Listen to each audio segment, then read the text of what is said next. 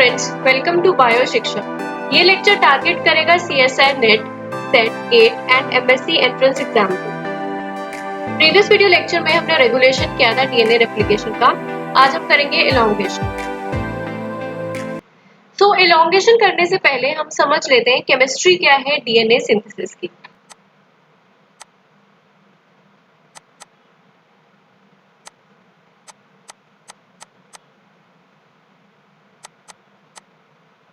तो डीएनए की अगर सिंथेसिस करनी है उसके लिए हमें दो की सबस्ट्रेट्स चाहिए, ठीक है। एक है कि हमारे पास डीएनटीपीज होने चाहिए।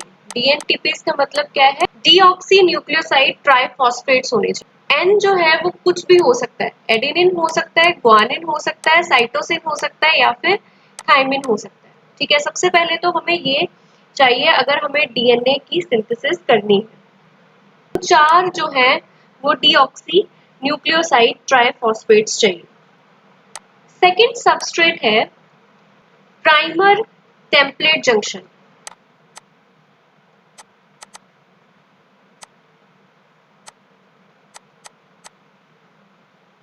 तो यहाँ पे जो प्राइमर है ये 3' OH प्रोवाइड करता है डीएनए पॉलीमरेज 3 को डीएनए सिंथेसिस करने के लिए, क्योंकि डीएनए पॉलीमरेज 3 जो है ये डिनोवो सिंथेसिस नहीं कर सकता।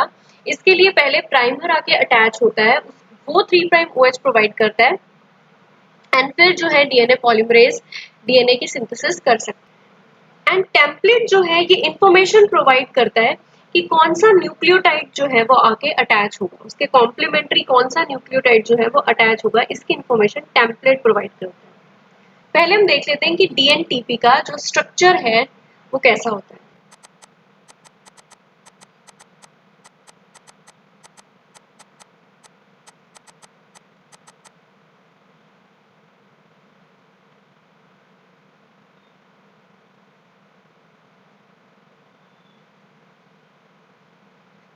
तो ये क्या है? ये है शुगर, ठीक है। ये है शुगर जिसके साथ फॉस्फेट्स जो है वो अटैच है और यहाँ पे कोई बेस अटैच होगा।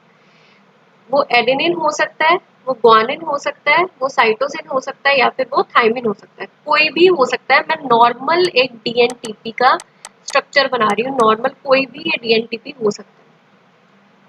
यहाँ पे जो ये वाला जो फॉस्फेट है, ठीक है, जो शुगर के साथ जो फॉस्फेट अटैच्ड है ये अल्फा फॉस्फेट होता है। ये वाला जो फॉस्फेट होगा ये बीटा होगा और ये वाला जो है ये है गामा फॉस्फेट। तभी हम इसे डीऑक्सी न्यूक्लियोसाइड ट्राइफॉस्फेट, ट्राइफॉस्फेट मतलब 3 फॉस्फेट है यहाँ पे। ये वाला अल्फा फॉस्फेट है जो बिल्कुल शुगर के साथ अटैच है, ये है बीटा फॉस्फेट और ये है गामा फॉस्फेट। तो ये है एक जनरल डीएनटीपी का स्ट्रक्चर। तो क्योंकि हम यहाँ पे डीएनए की बात कर रहे हैं तो ये शुगर जो है ये डीऑक्सी राइबोज शुगर है। तो दूसरी इंपॉर्टेंट बात है primer template junction. Primer template junction में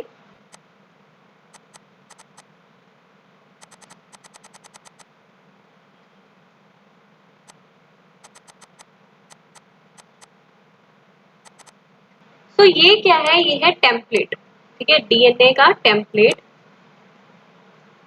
जिसके साथ प्राइमर आके अटैच होगा और ये क्या है? ये है प्राइमर, ठीक है। तो सबसे पहले जैसे ही हेलिकेज एंजाइम जो है वो डीएनए को अनबाउंड करता है, प्राइमेज एंजाइम प्राइमर की सिंथेसिस करता है और यहाँ पे सिंगल स्टैंडर्ड जो डीएनए है, अनबाइंडिंग के बाद जो सिंगल स्टैंडर्ड डीएनए उसके साथ ये प्राइमर अटैच होगा, ठीक है। और ये वाला जो एंड है ये है 3' OH। तो प्राइमर का सबसे इंपॉर्टेंट फंक्शन क्या है कि वो डीएनए पॉलीमरेज 3 को 3' OH प्रोवाइड करता है न्यूक्लियोटाइड्स को ऐड करने के लिए। तो अब यहाँ पे जो भी डीएनटीपीज आएंगे, मतलब जो भी डीएनए पॉलीमरेज 3 जो भी डीएनटीपीज यहाँ पे अटैच हो करेंगे, सपोज ये थाइमिन है, ठीक है, ये प्राइमर में ये थाइमिन है, एडेनिन, ग्वानिन, साइटोसिन, थाइमिन। इसके कॉम्प्लीमेंट्री यहाँ पे क्या हो जाएगा? Adenine, thymine, cytosine, guanine, adenine. और सपोज यहाँ पे है साइटोसिन, तो साइटोसिन के कॉम्प्लीमेंट्री कौन अटैच होता है? साइटोसिन के कॉम्प्लीमेंट्री अटैच होता है ग्वानिन। तो यहाँ पे जो डीएनए पॉलीमरेज 3 है वो ग्वानिन को यहाँ पे अटैच करवाएंगे। तो ये जो है फॉस्फेट को मैं सिंपली यहाँ पे ऐसे पी सिंबल लिख के सिंपली शो कर रही हूँ।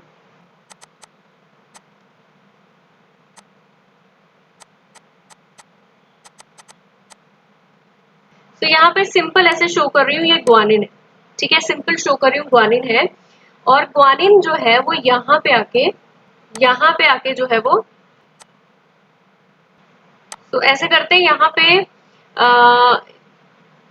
यहाँ पे चेंज कर देती हूँ, यहाँ पे आके ग्वानिन अटैच होगा, ठीक है। इसको इसके साथ कॉम्प्लीमेंट्री कर दिया, यहाँ पे इजीली दिख जाएगा, इसलिए मैंने इसको यहाँ पे ऐसे शो कर रही हूँ। अब मैं जैसे इसके कॉम्प्लीमेंट्री प्राइमर के अंदर ही है, नया जो टेम्पलेट पे जो न्यूक्लियोटाइड है वो यहाँ पे साइटोसिन है, तो ऐसे इसको शो कर रही हूँ मैं कि यहाँ पे अब ग्वानिन जो है वो यहाँ पे अटैच होना है, ठीक है। यहाँ पे इस साइड पे ग्वानिन जो है वो साइटोसिन के साथ यहाँ पे पेयर करेगा।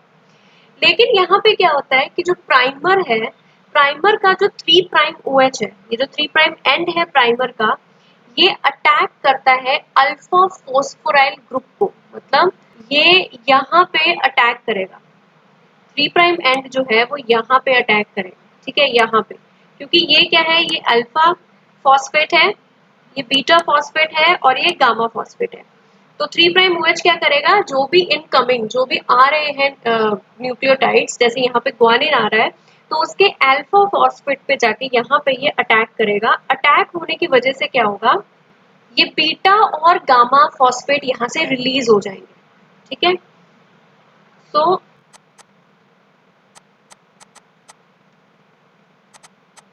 ये जो बीटा और गामा फॉस्फेट है वो यहाँ पे रिलीज हो जाएगा, अल्फा फॉस्फेट अटैच रहेगा इसके साथ, और फिर ये ग्वानिन जो है यहाँ पे वो अटैच हो जाएगा।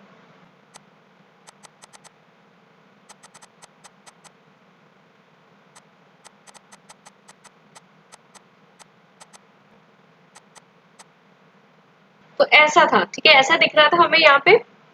तो यहाँ पे क्या हुआ, जब 3 प्राइम OH ने यहाँ पे अटैक किया, अटैक कौन सा होगा, न्यूक्लियोफिलिक अटैक, ठीक है, न्यूक्लियोफिलिक अटैक होगा। 3 प्राइम एंड जो है प्राइमर का वो यहाँ पे न्यूक्लियोफिलिक अटैक करेगा, जिसके कारण यहाँ से बीटा और गामा फॉस्फेट रिलीज हो जाएंगे, ठीक है, और सिर्फ अल्फा फॉस्फेट रह जाएगा, और यहाँ पे ये आके अटैच हो जाएगा, यहाँ पे ये जो ग्वानिन है यहाँ पे, ठीक है, आके अटैच हो जाएगा। तो ये जो फॉस्फेट रिलीज हुए यहाँ पे, इसे हम बोलते हैं पायरोफॉस्फेट, ठीक है, इसे बोलते हैं पायरोफॉस्फेट। अब क्या होगा, ये जो पायरोफॉस्फेट है, यहाँ पे शो कर रही हूँ इसको, ये जो पायरोफॉस्फेट है, ये पायरोफॉस्फेटेज एंजाइम के प्रेजेंस में इनमें हाइड्रोलिसिस हो जाएगी, ठीक है, और 2 फॉस्फेट ग्रुप जो है वो बन जाएंगे, 2 फॉस्फेट ग्रुप जो है वो बन गए, ठीक है। पायरोफॉस्फेट जो था, इसमें पायरोफॉस्फेटेज एंजाइम की प्रेजेंस में हाइड्रोलिसिस हो गई और अब ये 2 फॉस्फेट ग्रुप बन गए। एंड जब ये रिएक्शन होता है, ये जो रिएक्शन है, ये ये ड्राइविंग फोर्स है, ठीक है। इस रिएक्शन को, ये जो पॉलीमराइजेशन रिएक्शन है, ये जो न्यूक्लियोटाइड्स आकर जुड़ रहे हैं एक के बाद एक करके और डीएनए की सिंथेसिस हो रही है, उस चीज का ये ड्राइविंग फोर्स है। तो यहाँ पे जो लास्ट न्यूक्लियोटाइड है प्राइमर का, यहाँ पे गलती से मैंने सी लिख दी, यहाँ पे जी आना था, तो यहाँ पे जी जो है वो पेयर करेगा सी के साथ, प्राइमर का जो लास्ट न्यूक्लियोटाइड है इस डायग्राम में। तो यहाँ तक हम प्रीवियस वीडियो लेक्चर में कर चुके थे, ये है इनिशिएशन स्टेप, ठीक है। इनिशिएशन स्टेप में क्या है, ये है हेलिकेस एंजाइम जो डीएनए की अनबाइंडिंग करेगा, और ये है डीएनए पॉलीमरेज 3 एंजाइम, ठीक है। तो डीएनए पॉलीमरेज 3 की एक प्रॉपर्टी है, दैट इज कि ये डीएनए हमेशा 5 प्राइम टू 3 प्राइम डायरेक्शन में बनाएगा। लेकिन क्योंकि 2 स्ट्रैंड्स जो हैं डीएनए के, ये कॉम्प्लीमेंट्री होते हैं, ये 3 प्राइम है तो यहाँ पे 5 प्राइम होगा, ठीक है, और अगर यहाँ 5 प्राइम है और यहाँ पे 3 प्राइम होगा, तो जब प्राइमर ऐड होता है तो प्राइमर हमेशा 5 प्राइम टू 3 प्राइम डायरेक्शन में ऐड होगा, मतलब जहां पे 3 प्राइम होगा वहां जाके प्राइमर ऐड होगा, बिकॉज वो इसके कॉम्प्लीमेंट्री हो जाएगा। यहाँ पे 5 प्राइम हो गया और यहाँ पे 3 प्राइम हो गया। तो ये पिंक से जो मैंने शो किया है ये प्राइमर है, ठीक है, यहाँ पे ये प्राइमर है। तो ये हो गया प्राइमर यहाँ पे ऐड। तो जब प्राइमर यहाँ पे ऐड होगा और 3 प्राइम OH है जो हेल्प करेगा डीएनए पॉलीमरेज 3 की कि वो न्यूक्लियोटाइड ऐड कर सके, तो डीएनए पॉलीमरेज 3 जो है वो यहाँ पे न्यूक्लियोटाइड ऐड करेगा, क्योंकि ये जो होगा ये इस डीएनए का ये जो नया डॉटर स्ट्रैंड बना है ये इसका 5 प्राइम एंड होगा, ठीक है, ये 5 प्राइम एंड होगा। तो डीएनए सिंथेसिस हमेशा 5 प्राइम टू 3 प्राइम डायरेक्शन में होती है।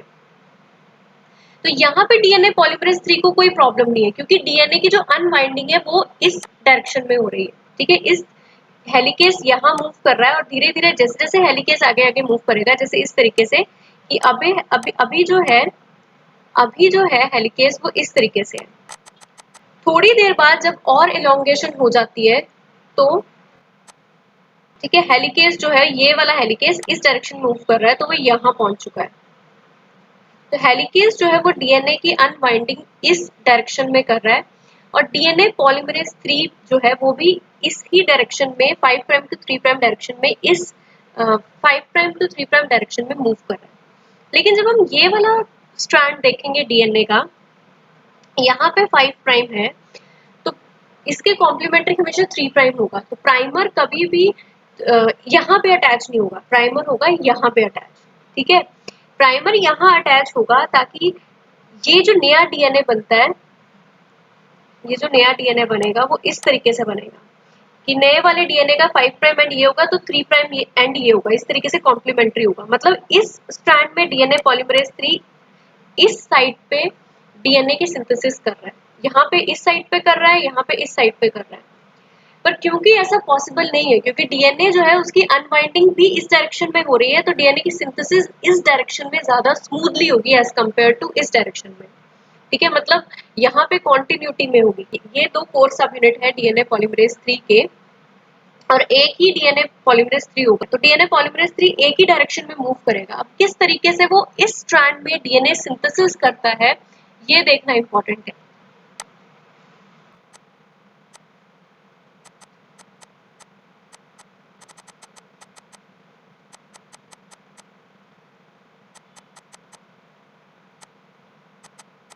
तो यहाँ पे क्या होगा, यहाँ पे इस स्ट्रैंड में क्या होगा, डीएनए पॉलीमरेज 3 जो है कंटिन्यूटी में डीएनए की सिंथेसिस कर सकता है। तो इस स्ट्रैंड को हम लीडिंग स्ट्रैंड बोलते हैं या फिर इसको कंटिन्यूस स्ट्रैंड भी बोल सकते हैं।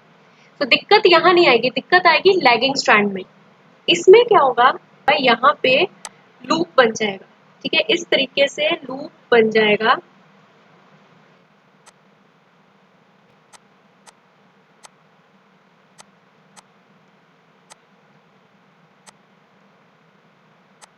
अब ये जो स्ट्रैंड बना था डीएनए का, ये वाला जो स्ट्रैंड है वो यहाँ पे मूव कर चुका है,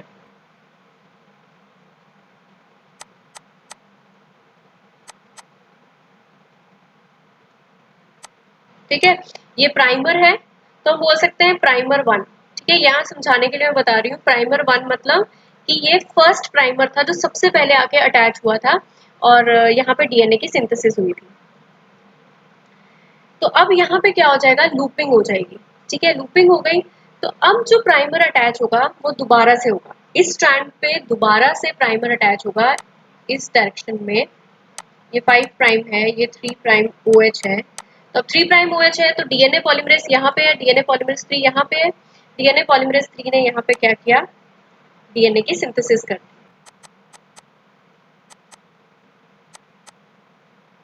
ठीक है। तो अब लूपिंग से क्या हुआ कि डीएनए पॉलीमरेज 3 जो है वो एक साथ एक ही टाइम पे दोनों स्ट्रैंड की सिंथेसिस बहुत इजीली अब कर पा रहे हैं। ये यहाँ पे क्या है, ये है प्राइमर 2। हर बार यहाँ पे एक प्राइमर आके अटैच होगा, ठीक है। अब जब आगे इलोंगेशन होगी तो यहाँ पे प्राइमर अगेन अटैच होगा। तो यहाँ सिंथेसिस बहुत इजी हो रही है, एक बार प्राइमर आया और सीधा डीएनए की सिंथेसिस होगी, लेकिन यहाँ पे बार बार प्राइमर जो है वो आके लगेगा और फ्रेगमेंट्स में डीएनए की सिंथेसिस होगी। तो ये जो डीएनए फ्रेगमेंट है, अब यहाँ पे मैंने 2 डीएनए फ्रेगमेंट शो किए हैं, तो ये जो डीएनए फ्रेगमेंट है इन्हें बोलते हैं ओकाज़ाकी फ्रेगमेंट, ठीक है, ओकाज़ाकी फ्रेगमेंट, डिसकंटिन्यूटी में ये जो है सिंथेसिस होती है, और ये जो लूप बना है यहाँ पे इसको बोलते हैं ट्रोम्बोन लूप, ट्रोम्बोन लूप। ठीक है, तो इस तरीके से डीएनए पॉलीमरेज 3 जो है वो दोनों स्ट्रैंड पे एक ही टाइम पे लीडिंग स्ट्रैंड भी बना पाता है और लैगिंग स्ट्रैंड भी। हाँ, इसको लैगिंग स्ट्रैंड भी बोलते हैं। ओकाज़की फ्रेगमेंट वाला जो स्ट्रैंड है इसको लैगिंग स्ट्रैंड बोलते हैं। तो एक ही टाइम पे लीडिंग भी बन रहा है और लैगिंग भी बन रहा है, तो ये होता है इलॉन्गेशन। सो आई होप आपको ये लेक्चर समझ आया होगा। अगले लेक्चर में हम टर्मिनेशन पढ़ेंगे डीएनए रेप्लिकेशन का। Thanks for watching, keep learning.